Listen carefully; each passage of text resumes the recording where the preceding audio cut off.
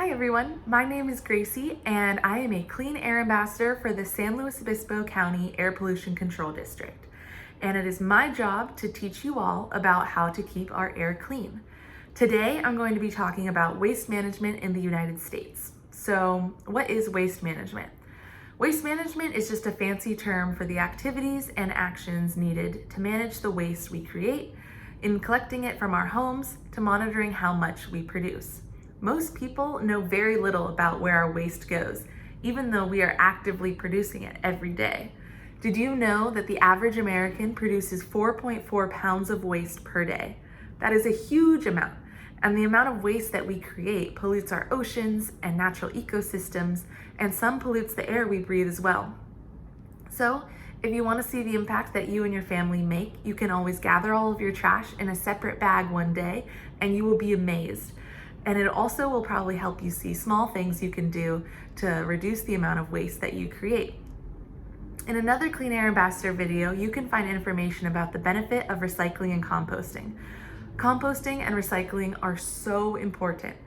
If yard and food waste is in your trash, our landfills will treat it like trash and it will break down into air pollution like stinky methane gas and carbon dioxide.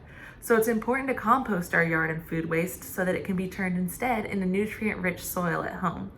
So you can ask the adults in your life about composting at home, or you can do your part by using your green waste container so the landfill can compost your yard and food waste for you. Recycling is also super important, and it's vital to keep paper, plastic, steel, and aluminum waste out of our precious ecosystems, and so that a new product can be made out of an old material rather than having to use new resources to make a product.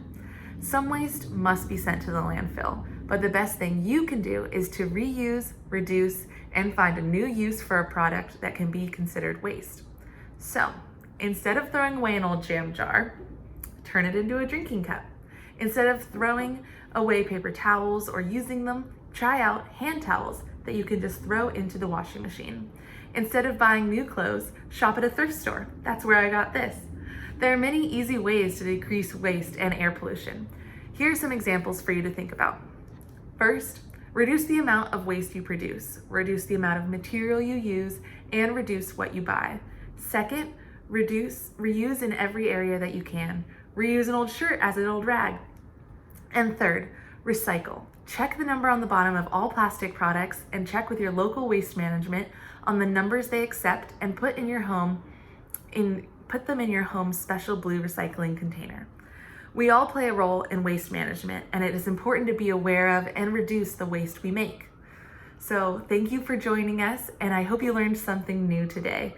And if you want to find out more information about the SLO County Air Pollution Control District's Clean Air Ambassador Program, you can see all of our great classroom resources we have online at slocleanair.org.